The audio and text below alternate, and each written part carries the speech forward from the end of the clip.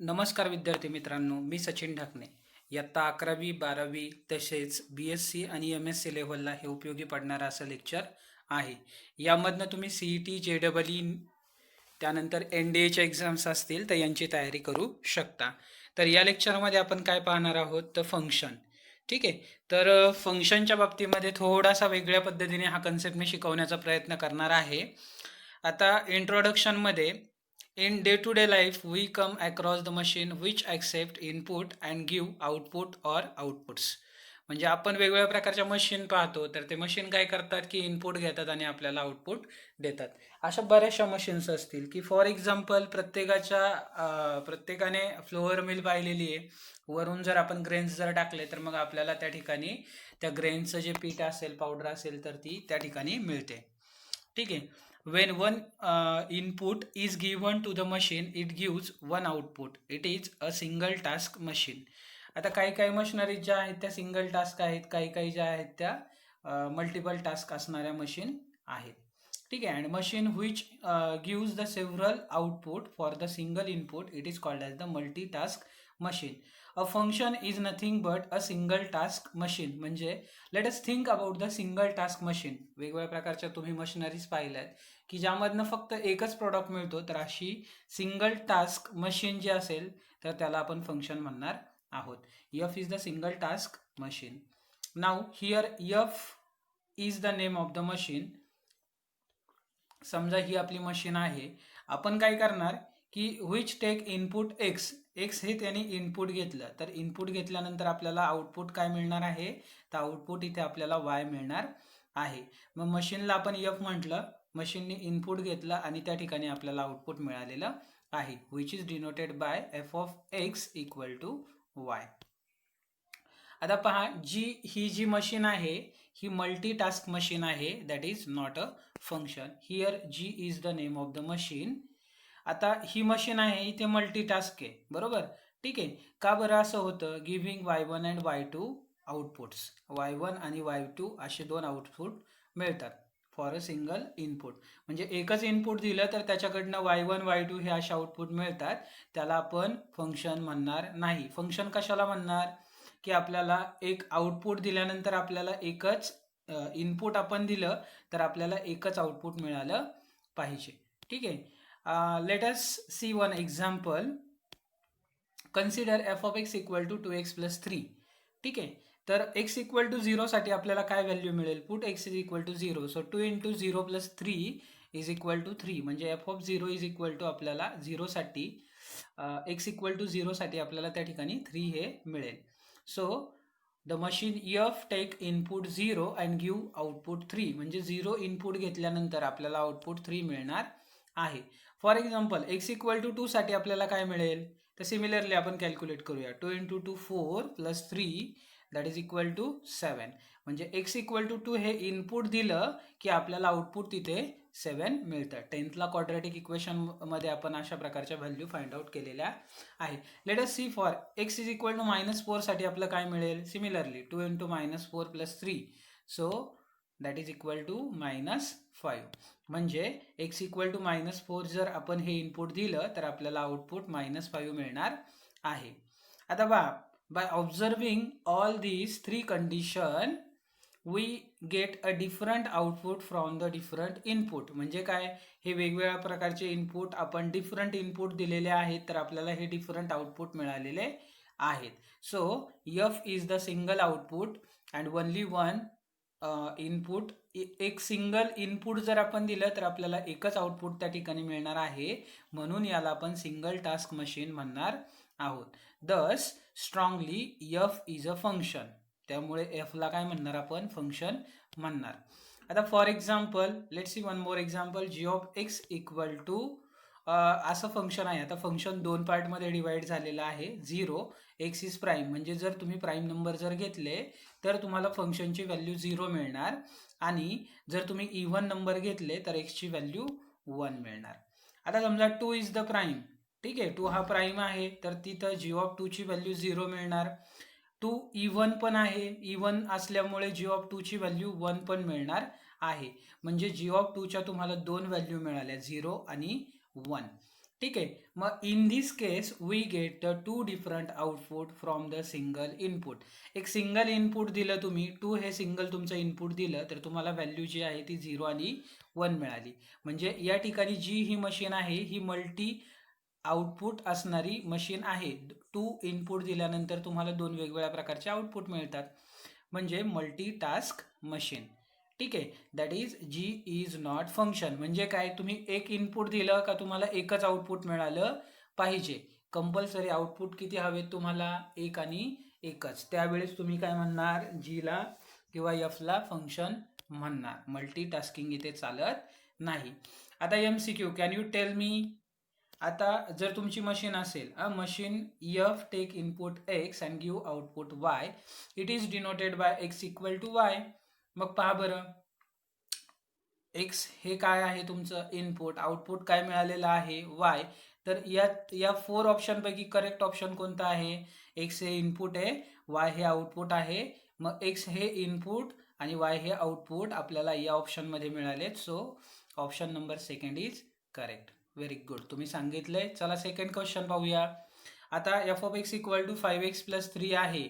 तर मग याच्यासाठी काय सांगणार तुम्ही, सिंगल टास्क मशीन आहे की मल्टीटास्किंग मशीन आहे का फंक्शन आहे किंवा बोथ 1 and 3. पहा बरं, इथे एक्सच्या वेगवेगळ्या व्हॅल्यू पुट करून पहा. 0 पुट करा, 1 करा, 2 करा, तर तुम्हाला डिफरंट व्हॅल्यू तिथे मिळून जातील. म्हणजे डिफरंट आउटपुटसाठी different input.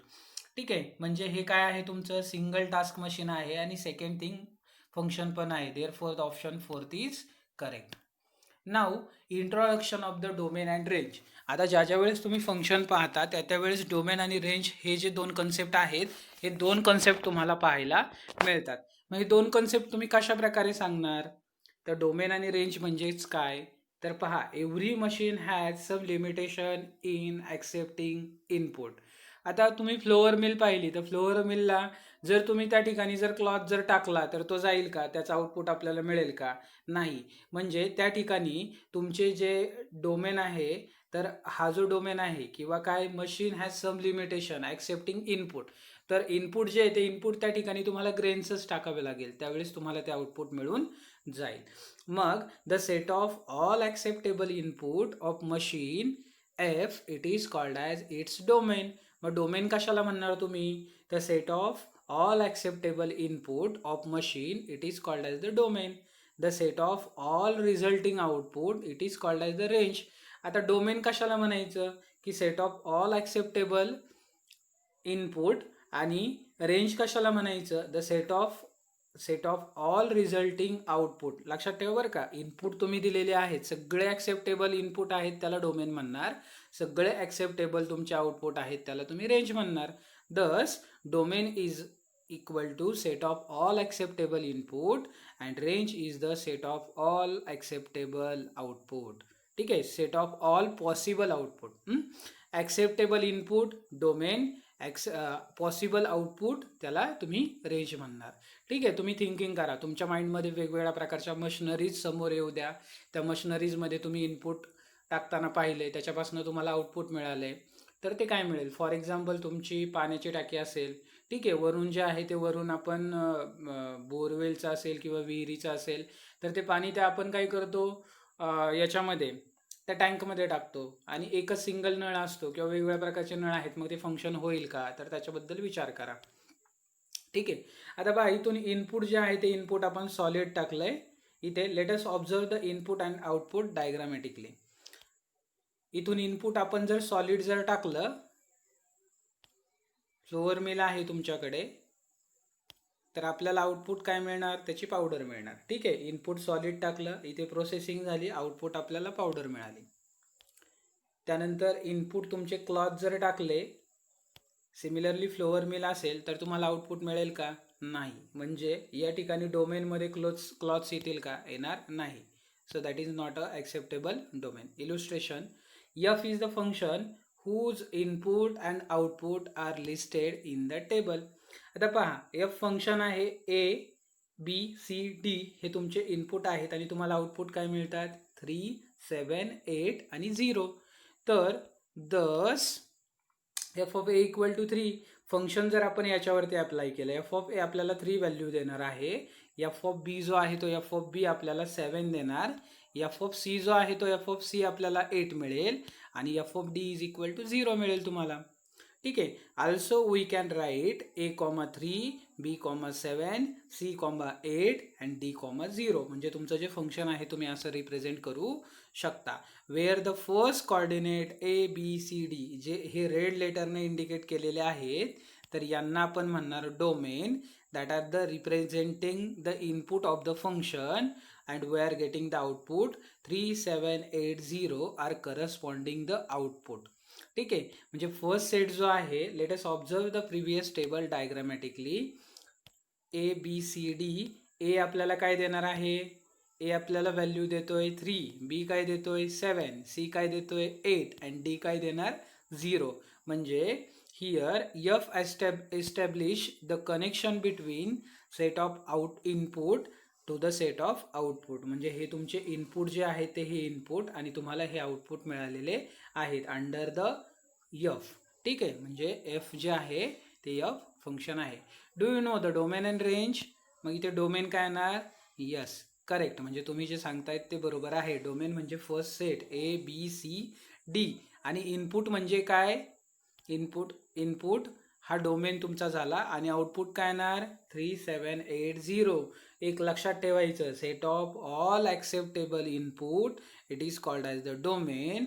set of all possible output it is called as the range. Okay, now let us know the pre-image and image.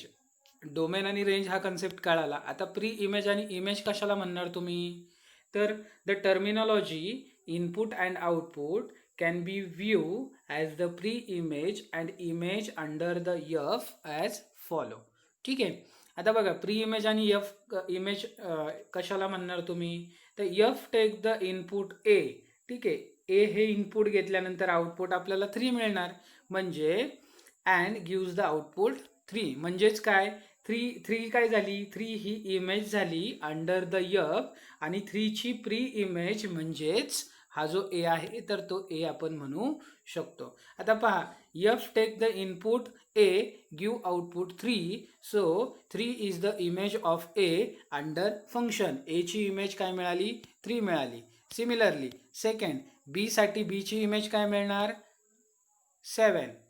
ठीक आहे. इथे काय मिळणार, F take the input B and gives the output 7. So pre image of the 7 is B under the F. आता पहा, 3 ही image झाली कशाची, ए ची इमेज 3, बी ची इमेज 7, सी ची इमेज 8, डी ची इमेज 0 आणि प्री इमेज काय म्हणणार, 7 ची प्री इमेज बी, 3 ची प्री इमेज ए, 8 ची प्री इमेज सी आणि 0 ची प्री इमेज डी. ठीक आहे. हे तुम्हाला समजायला पाहिजे. Now let us see the MCQ. आता पाहूया, तुम्हाला सगळं हे समजलंय ना, तर आता MCQ थ्रू आपण तुमचं नॉलेज चेक करूया. Are you ready for it? Okay, yes you are ready.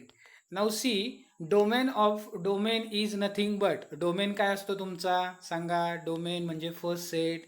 मग काय असणार तो domain, yes set of all possible output, set of all possible acceptable input. Domain पहिला सेट असतो. म्हणजे पहिल्या सेटला आपण काय म्हणतो, इनपुट जर असेल तर इनपुट. मग इथे 2 ऑप्शन आहेत, इनपुट आणि set of all acceptable input. Yes, काय असलं पाहिजे, ॲक्सेप्टेबल असलं पाहिजे. म्हणजे option number second is correct. Now let see the second example. Domain सांगा चला याचा पटपट. काय येणार डोमेन, कमेंट करून तुम्ही सांगू शकता. Yes, your domain is the PQR, that is the set of all acceptable input.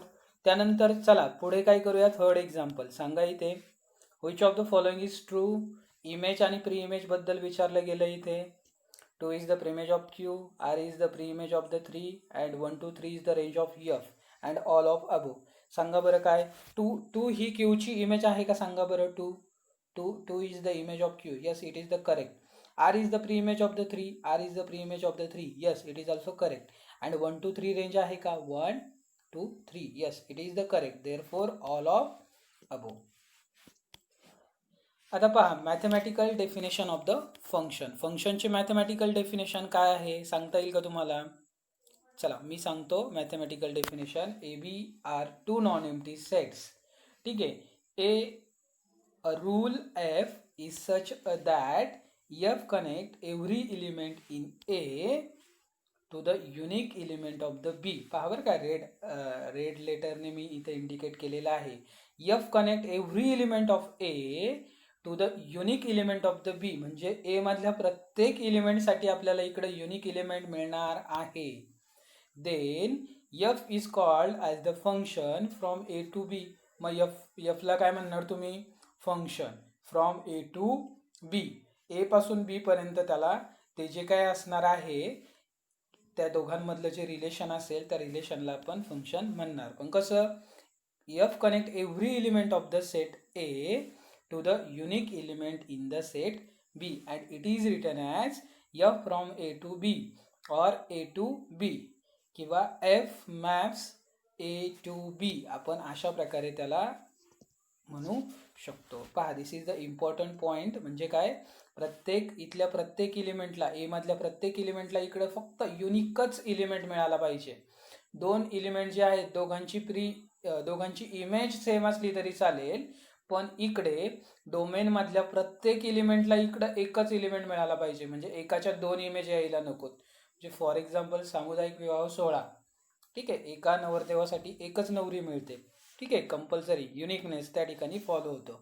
Observe that an element in the A should not be map to or more element in the B. म्हणजे एकापेक्षा जास्त elements आपल्याला त्या ए सेटमधल्या एलिमेंटला मिळायला नको. Also A B is called as the domain and B is called as the codomain of F respectively. A is the domain आणि F is the codomain. आता पहा, इथे नोट महत्वाची आहे. We use the term function, map or the mapping or the correspondence is interchangeable. F maps A belongs to A to B belongs to B, written as f of A is equal to B. These are the all mathematical statement we are going to learn here. That is, B is the image of A under the F, or pre-image B is A. Set of all image it is called as the range, and range is the subset of the codomain. Range जी आहे ती range ही तुमची codomainचा subset असतो. त्याचे example आपण पुढे चालून पाहूया. Usually function are name as F G H. ठीक आहे, फंक्शनसाठी आपण लेटर वापरतो F G H psi phi वगैरे आपण त्या ठिकाणी वापरतो. फॉर एक्झाम्पल पहा बरं, लेट अस सी हिअर. तुम्हाला ओळखायचे फंक्शन होईल का नाही. ए ची इमेज 2, बी ची इमेज 1, डी ची image 3. Is it function? Function होईल का सांगा बरं. पहा बरं, इथल्या प्रत्येक एलिमेंटला आपल्याला इमेज मिळायला पाहिजे, पण इथल्या सीला काहीच इमेज मिळत नाही, त्यामुळे हे फंक्शन होणार नाही. का तर here C has no image in B. प्रत्येकाला इमेज मिळालीच पाहिजे. ठीक आहे, एफ इज नॉट फंक्शन. म्हणजे फॉर एक्झाम्पल हे 4 जण तुमचे नवरदेव आहेत, त्यांचं वेडिंगचं फंक्शन आहे, पण याचं वेडिंगचंच फंक्शन झालं नाही, त्यामुळे तो सामुदायिक विवाह सोहळा झाला नाही. ठीक आहे, let's see the second example. Now you tell me, is it the function or not. Those two set A and B corresponding element and G is the function. We are denoting X as a P, then Y getting Q and S. Y ला 2 image या ठिकाणी मिळाल्यात आणि Z ला image मिळाली. आता हे function होईल का? इथल्या प्रत्येक एलिमेंटला युनिकच मिळालं पाहिजे, एक आणि एकच इमेज मिळाली पाहिजे. होईल का? Yes, no. ठीक आहे, G is a not function. फंक्शनच होणार नाही. Why here Y has 2 image in B. वायला तिथे आपल्याला 2 इमेज मिळाल्यात, त्यामुळे ते फंक्शन होणार नाही. 2 इमेज क्यू आणि यस. ठीक आहे, एक आणि एकच इमेज मिळायला हवी. Let see one more example. There is 2 set A and B. नाव डोमेन अँड कोडोमेन. मग आता डोमेन आणि कोडोमेनमध्ये बघा बरं, इथे आता हे फंक्शन होतंय का नाही. ए वायला मॅप झालाय, सी हा तुमचा वायला मॅप होतोय आणि बी हा एक्सला मॅप होतोय. होईल का बरं? इथल्या प्रत्येकाला युनिक मिळालंय का? यस, ए ला वाय मिळालाय, बी ला एक्स मिळालाय, सी ला पण वाय मिळालाय. या प्रत्येकाला इमेज एक्झिस्ट झाली इथे. म्हणजे 2 एलिमेंटची एकच इमेज जरी असली तरी चालेल, तिथे काहीच फरक पडत नाही. म्हणजे ह्याचा अर्थ काय होतो, is F is the function or not? Yes, it is a function. लक्षात ठेवा, इथल्या प्रत्येकाला इमेज मिळाली पाहिजे. इथल्या एका एलिमेंटच्या 2 इमेज नको आहेत, एकाला 2 इमेज मिळायला नको, पण दोघांची मिळून एक इमेज चालते. म्हणजे फॉर एक्झाम्पल परत एकदा फ्लोअर मिलमध्ये तुम्ही 2 प्रकारचे ग्रेन्स टाकले, तांदूळ टाकले, तांदूळाबरोबर मका पण टाकलेली आहे, तर तुम्हाला इकडे पावडरच मिळणार आहे. म्हणजे दोघांचं मिळून एकच तुम्हाला आउटपुट मिळालेलं आहे 2 इनपुटला. ठीक आहे, मग त्यामुळे काय झालं की हे फंक्शन होत आहे, then it is a function. आता इथे डोमेन जो आहे तो डोमेन म्हणजे फर्स्ट सेट, कोडोमेन म्हणजे सेकंड सेट पूर्णपणे, आणि याची रेंज म्हणजे काय, set of all possible outcome. Set of all possible outcome is x and y, so it is a function. So range f only images x and y. Therefore range is the subset of the codomain. ठीक आहे, range ही कोडोमेनचा तुमचा subset आहे. आता let's see some example, one more example, domain and codomain. परत एकदा H function होतंय का नाही ते सांगायचं तुम्हाला. त्याच्यामध्ये या प्रकारे मॅपिंग झालेला आहे. ठीक आहे, होईल का इथे प्रत्येकाला इमेज मिळायला पाहिजे. मिळाली का इमेज? यस. सो इमेज मिळाली, त्यामुळे हे जे आहे हे फंक्शन होणार आहे. So H is the function and the domain of F is 1 2 3 4 and the codomain H is ABCD. ठीक आहे, then it is a function. Range जी आहे ती रेंज इथे पूर्णपणे मिळाली. सबसेट आणि पूर्ण सेट म्हणजे रेंज आणि कोडोमेन हे दोन्हीही तुम्हाला या ठिकाणी इक्वल मिळालेले आहेत. मागच्या एक्झाम्पलमध्ये सबसेट मिळाले, यामध्ये इक्वल मिळाले. नाव the graph of the function. What is the graph of the function? ठीक आहे, ग्राफवरनं तुम्ही सांगू शकता फंक्शन होईल का नाही. F from A to B is a function such that f of A equal to b, a belongs to A, b belongs to B, then this set and f of a equal to b plotted in xy plane gives the graph of the function. ठीक आहे, म्हणजे फंक्शनचा तुम्हाला graph plot करता येतो. If the graph of the f of x plotted in the xy plane is such that line is parallel to y axis cuts the graph in more than one point. ठीक आहे, more than 1 point, then f of x is not a function. म्हणजे vertical line test आहे, म्हणजे vertical line तुम्ही plot करा. पहा, मी graphically तुम्हाला सांगतो. आता या ठिकाणी एक फंक्शन आपण ड्रॉ केलेलं आहे. ही एक व्हर्टिकल लाईन आपण ड्रॉ केली, वाय ॲक्सिसला पॅरलल असणारी. आता इथे line parallel to y axis आहे, इथे एक ग्राफ आपण प्लॉट केला आहे. तर हा जो ग्राफ आहे ते या ठिकाणी आणि या ठिकाणी या 3 पॉईंटमध्ये काय झालंय, तो इंटरसेक्ट करतोय. त्यामुळे एक सिंगल पॉईंटमध्ये जर इथे कट करत असेल तर आणि तरच तो काय होतो, फंक्शन होतो. Otherwise it is a not a function. ठीक आहे, वर्टिकल लाईन टेस्ट या ठिकाणी मी तुम्हाला सांगितली. Function definition through out the relation, म्हणजे रिलेशनचा यूज करून फंक्शनची डेफिनेशन कशी सांगता येते. तर before going to the relation let us know about the set and the Cartesian product. Simply या 2 डेफिनेशन आपण क्विकली पाहूया. Set, it is the well defined collection of the object, it is called as the set. हे सेटचं example झालं, collection of well defined object. Set of clever student जर म्हटलं तर ते तुमचा सेट होणार नाही, पण set of the all prime integers जर म्हटलं, set of all prime numbers म्हटलं तर तो सेट तुमचा होऊन जाईल. आता कार्टेशियन प्रोडक्ट म्हणजे काय, तुमच्याकडे 2 नॉन एम्प्टी सेट घेतले, ए हा ए मधला एलिमेंट, बी हा बी मधला एलिमेंट असेल तर कार्टेशियन प्रोडक्ट ए आणि बी मधला अशा प्रकारे आपल्याला डिफाईन करता येतो, ए क्रॉस बी ने. तर ही त्याची प्रॉपर डेफिनेशन झाली, A cross B. This is the set builder फॉर्ममध्ये आपण लिहिलं. ठीक आहे, आता यांचे एक्झाम्पल पहा. ए आणि बी असे 2 सेट दिलेले आहेत, यांचा कार्टेशियन प्रोडक्ट आपल्याला कॅल्क्युलेट करायचा आहे. कार्टेशियन प्रोडक्ट तुम्ही कसा कॅल्क्युलेट करणार, ए आणि बी तुम्हाला त्या ठिकाणी मिळाला आहे. ठीक आहे, मग पहा 1 आणि ए, त्यानंतर 1 आणि बी. ठीक आहे, त्यानंतर 2 साठी 2 and A, 2 and B second tuple, आणि third tuple 3 and A, 3 and B. These are the third tuple. So these are the all elements in the Cartesian product. तर पहा, या सेटमध्ये 3 एलिमेंट्स आहेत, या सेटमध्ये 2 एलिमेंट्स आहेत. The product of these 3 into 2 is equal to 6. So we are getting the 6 element. Total element in the Cartesian product is equal to, suppose यामध्ये m elements असतील, यामध्ये n असतील, तर m into n एवढे तुम्हाला element त्या ठिकाणी मिळून जातील. त्यानंतर relation, function is always subset of the relation. ठीक आहे, ही लाईन महत्वाची. पहा, relation from A to B, F is the subset of A cross B. लक्षात ठेवायचं, फंक्शन जो आहे तो फंक्शन रिलेशनचा सबसेट आहे, उलटं नसतं. ठीक आहे. Definition of the function through out the relation. आता पहा, function is the subset of the relation satisfying these condition. म्हणजे हा जो आहे हा तुमचा कार्टेशियन प्रॉडक्ट आहे. तर कार्टेशियन प्रॉडक्टचा एफ हा सबसेट आहे for all a belongs to A, order pair a b belongs to f for some b belongs to बी.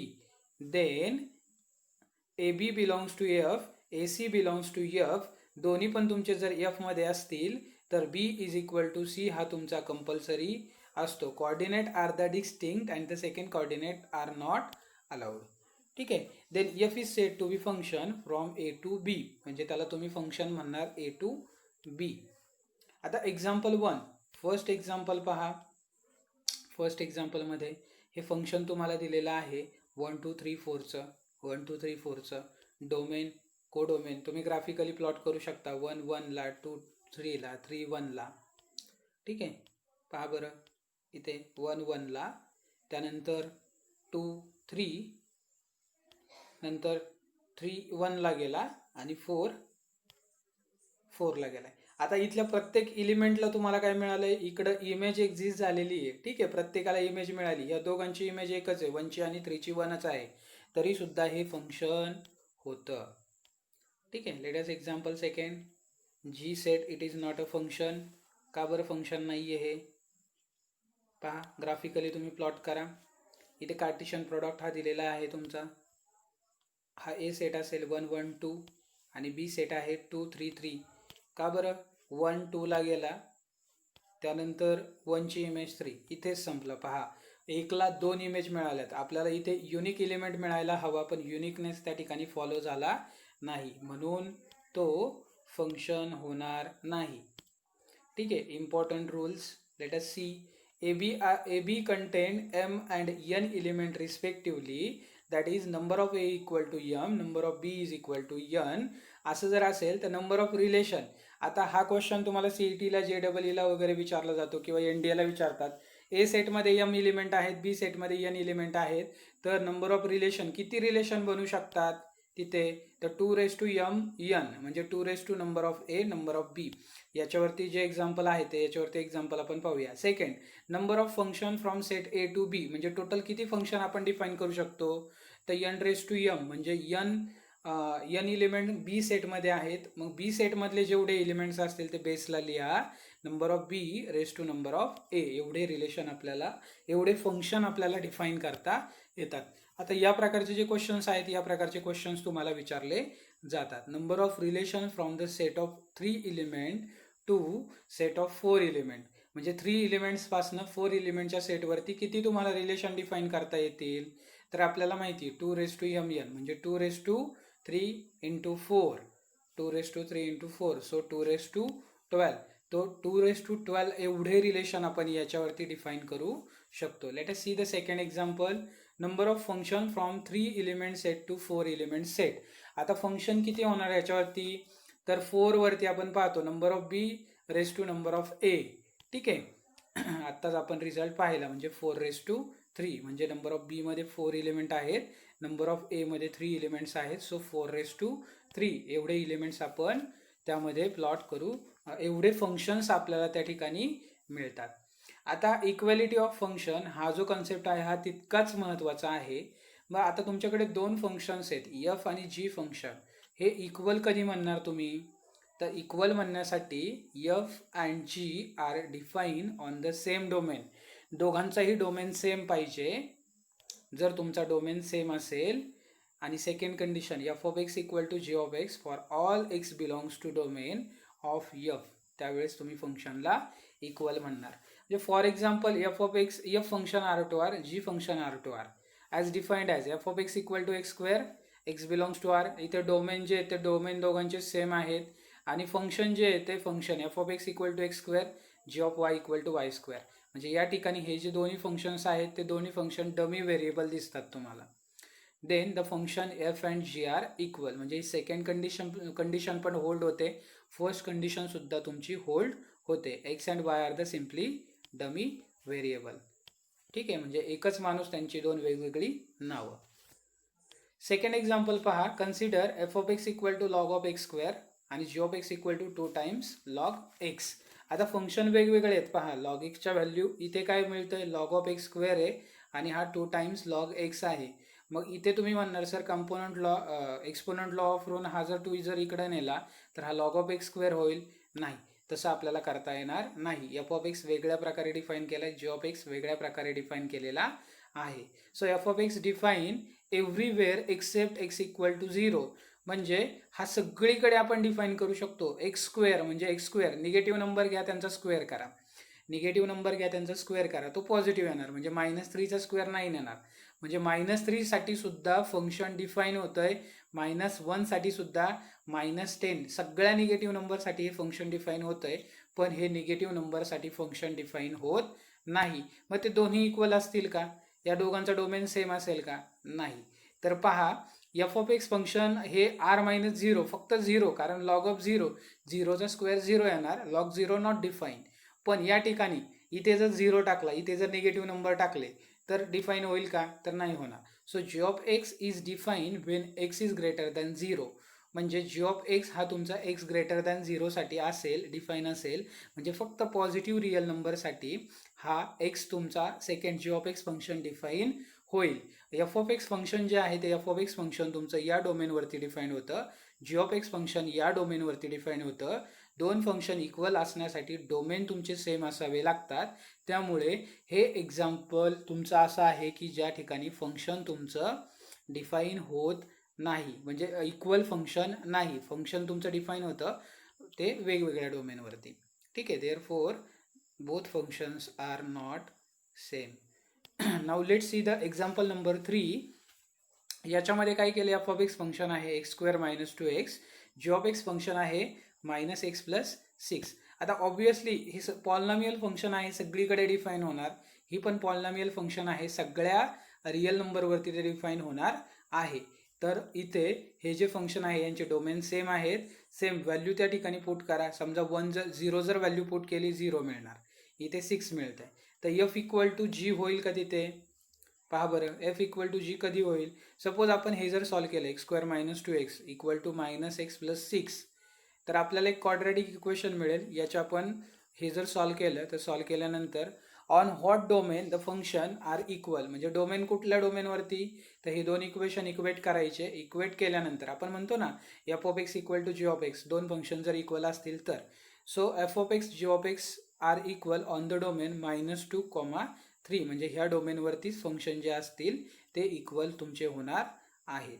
ठीक आहे, पहा, late us see the MCQ. I hope you can give the answer of this MCQ. A cross B म्हणजे Cartesian product find out करायचं आहे. Cartesian product बरोबर आहे का, पहा कुठला ऑप्शन तुमचा करेक्ट आहे इथला. कार्टिशन प्रॉडक्ट P1 बरोबर, P2 बरोबर, P1 बरोबर. आता पहिला ऑब्विसली फॉल्स आहे. ठीक आहे, आता यामध्ये 3 एलिमेंट्स, याच्यामध्ये 2 एलिमेंट्स आहेत. 2 3 = 6, टोटल आपल्याला 6 एलिमेंट पाहिजे, म्हणजे हे दोन ऑप्शन गेले. आता हे दोन ऑप्शन आपल्याला चेक करायचे. मग करा चेक. P1 बरोबर घेतला, P2 बरोबर घेतला, Q1 बरोबर, Q2 बरोबर, बरोबर. R1 बरोबर घेतला, R2 बरोबर घेतला. या ठिकाणी आपण टपल राईट डाऊन केले. So option 3 is correct. Now let's see the second example. Number of A मध्ये 2 एलिमेंट, नंबर ऑफ बी मध्ये 4 एलिमेंट. मग how many number of relations, तर रिलेशन्स किती असतात, 2 किती असतात, 2 ह्या दोघांचा प्रोडक्ट असतो, 2 × 4. So 2 × 4. So third option is correct. Okay, now let's see the third example. How many number of functions, किती येणार इथे, ए सेट आणि बी सेट. मग बी सेटची कार्डिनॅलिटी आपल्याला माहिती आहे, 4/2 असतो, आहे का नाही. Number of B raise to number of A, मग कुठे येते number of B raise to number of A, fourth ऑप्शनमध्ये. Therefore fourth option is correct. ठीक आहे, तर पहा, हे जे सगळं जे लेक्चर होतं ते लेक्चर आत्तापर्यंत तुम्ही पाहिलं.